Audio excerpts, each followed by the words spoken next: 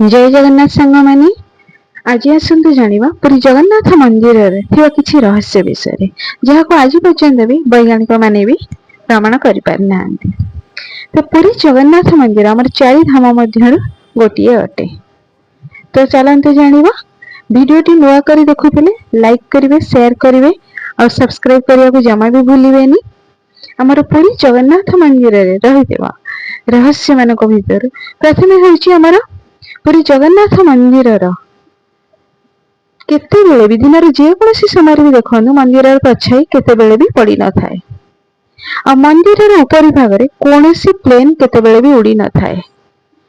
आपण नीलचक्र को जे कोनोसी दिगरु देखंतु ना काहेकि आपण को लागिबो नीलचक्र आपण को सम्मुख भाव रे रहिछि। आ ई पतित पावन बाना प्रत्येक दिन लगा जाई थाए। मान्यता अच्छी जदि पतित पावन बाना गोटे दिन भी न लगा जाए ताहले पूरी मंदिर 18 वर्ष पई बंद हो जाई पारे। से पतित पावन बाना को एते उच्च मंदिर को उठिक प्रत्येक दिन मंदिर रे सेवक यही पतित पावन बाना को लगाई थांते।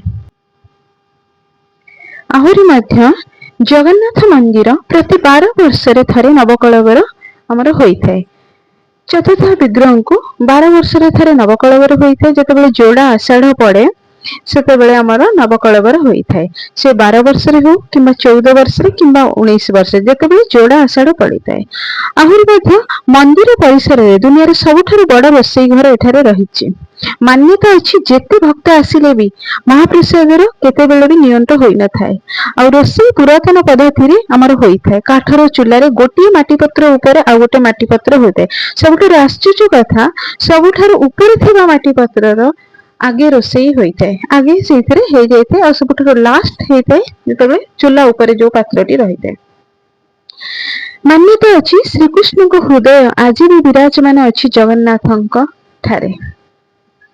आउ एठारे मध्य सबु वर्ग भक्तंको दर्शन करिवा पई महाप्रभु निजे ओली आसिथांती रथ यात्रा रे। आउ मध्य समुद्रर गर्जन केते बेले भी मंदिर परिसर भीतर को आसी न थाए। कारण मंदिर रो अति पाखरे समुद्र हेले मध्य एहार शब्द केते बेले भी मंदिर भीतर को आसी न थाए। ताहाकू अटकाया पई आमर मंदिर रो चतुर्पार्श्व रे मेघनाद पाचेरी निर्माण करा जायछि। आजिर भिडियोटी आपण मानकु केमती लागिला निश्चिंत भाव रे कमेंट करके जणाइबे। भलो लागिले लाइक करिवे शेयर करिवे। जय जगन्नाथ।